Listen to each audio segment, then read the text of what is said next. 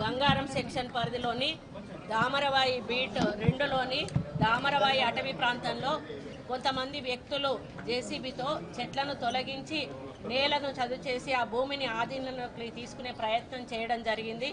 ఆ సమాచారం దామరవాయి అటవీ శాఖ అధికారులకు అందింది. దీంతో forest section officer Vinod Kumar, forest beat officer Sarath చంద్రలు, సుమస్ Kumar, Pasra base camp, R Rajender driver వీళ్ళందరూ టీమ్గా ఏర్పడి ఏపీ 36 AG 7018 నెంబర్ పెట్రోలింగ్ వాహనం జీప్లో ఆ ప్రాంతానికి వెళ్ళడం జరిగింది.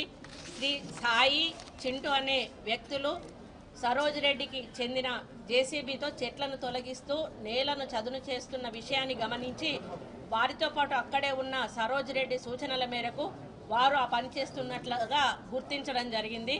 చెట్లను ఎందుకు తొలగిస్తున్నారని వారు ప్రశ్నించగా డొంక తిరుగుడు వాళ్ళు సమాధానం చెప్పి రివర్స్ వీళ్ళ మీదకే మరి మాట్లాడడం కూడా జరిగింది. దీంతో జేసీబీని అటవీ శాఖ కార్యాలయానికి తరలించే ప్రయత్నము వీరు తరలించి ఉదయం వచ్చి తీసుకెళ్లాలని చెప్పి వారికి సూచించడం జరిగింది.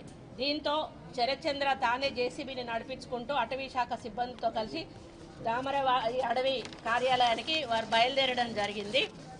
ఆ తర్వాత వెంటనే జేసీబీ ఓనర్ సరోజ్ రెడ్డి, శ్రీ సాయి, చింటూలు వెంట పెట్టుకొని ఎఫ్బిఓ శరత్చంద్రపై ఇనుప రాడ్లతో దాడికి తెగబడి తీవ్రంగా గాయపరచడం జరిగింది.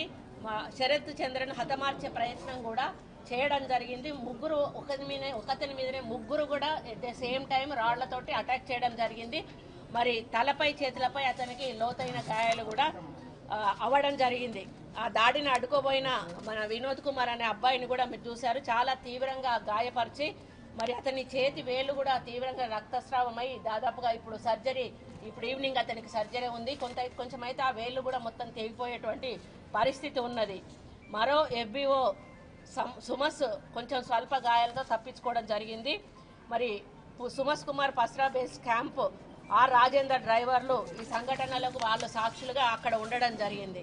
గాయపడిన వినోద్ కుమార్, శరత్ చంద్రలను మరి మొదట తాడ్వాయిలోని ప్రాథమిక ఆరోగ్య కేంద్రంలో ప్రథమ చికిత్స అందించి తర్వాత 108 వాహనంలో